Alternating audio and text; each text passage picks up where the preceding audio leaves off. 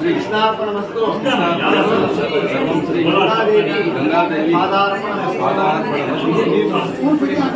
पूजा रोमदोषादिकं ಏನೇ ತಪ್ಪಾಯಿತು ಕ್ಷಮಿಸಮ್ಮ ಅಂತ ಹೇಳಿ ಪ್ರಾರ್ಥನೆ ಮಾಡಿಕೊಂಡು ಆಚರಣೆ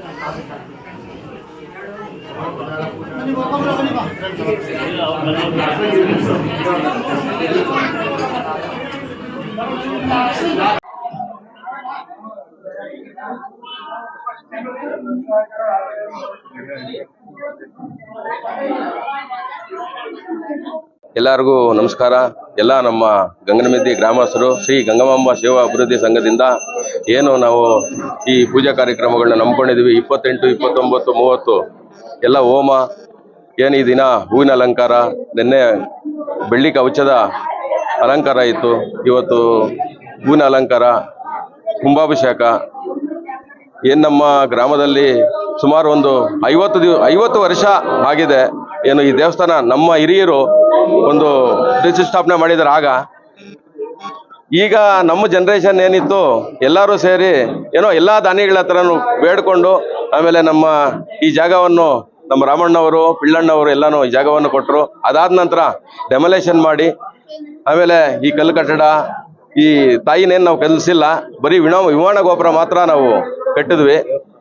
ಈ ದೇವಸ್ಥಾನ ಹೊಸದಾಗಿ ಎಲ್ಲಾನು ಕಟ್ಟಿದ್ದು, ಹಳೇದೆಲ್ಲಾನು ಡೆಮೊಲೇಷನ್. ಚಿಕ್ಕದಾಗಿತ್ತು, ಇವಾಗ ಭಾರಿ ದೊಡ್ಡದಾಗಿದೆ. ಎಲ್ಲರೂ ಖುಷಿ ಬೀಳ್ತಾ ಇದ್ದಾರೆ, ನಮಗೂ ಸಂತೋಷ ಆಗಿದೆ.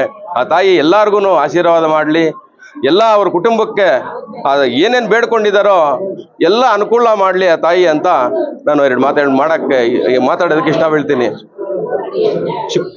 ಏನು ಶುಕ್ರವಾರ ಮಂಗಳವಾರ ಡೈಲಿ ಏನು ಈ ನಡುವೆ ಏನಾಗಿತ್ತು, 4-5 ವರ್ಷದಿಂದ ನಾವು ದೇವಸ್ಥಾನ ಕೆಲಸ ಮಾಡ್ತಾ ಇದ್ವಿ, ಪೂಜೆಗಳು ಸರಿಯಾಗಿ ನಡೀಲಿಲ್ಲ, ಕನ್ಸ್ಟ್ರಕ್ಷನ್ ಆಗ್ತಾ ಇತ್ತು. ಈಗ ಪ್ರತಿ ಶುಕ್ರವಾರ ಮಂಗಳವಾರ ಈ ಗಂಗಮ್ಮ ದೇವಿಯಲ್ಲಿ ನಿತ್ಯ ಪೂಜೆಗಳಿರುತ್ತೆ. ದಯವಿಟ್ಟು ಎಲ್ಲ ತಾಯಂದ್ರು ಬಂದು ಈ ತಾಯಿಗೆ ಕೃಪೆಗೆ ಪಾತ್ರರಾಗಬೇಕಾಗಿ ತಮ್ಮಲ್ಲಿ ವಿನಂತಿ ಮಾಡಿ ನಾನು ಕೇಳ್ಕೊತೀನಿ. ನಮಸ್ಕಾರಗಳು. 3 ದಿವಸದಿಂದ ಗಂಗಮ್ಮ ದೇವಿ ಆಶೀರ್ವಾದದಿಂದ ವಿಜೃಂಭಣೆಯ ಕಾರ್ಯಕ್ರಮ ನಡ್ಕೊಂಡು ಬಂದಿದೆ. ಈ ಕಾರ್ಯಕ್ರಮದಲ್ಲಿ ಹಲವಾರು ಹೋಮಗಳು, ಪೂಜೆಗಳು 3 ದಿವಸನೂ ವಿಜೃಂಭಣೆಯಾಗಿ ನಡೆದಿದೆ. ಇವತ್ತು ಕಳಶದ ಕುಂಭಾಭಿಷೇಕ ನಡೆದಿದೆ.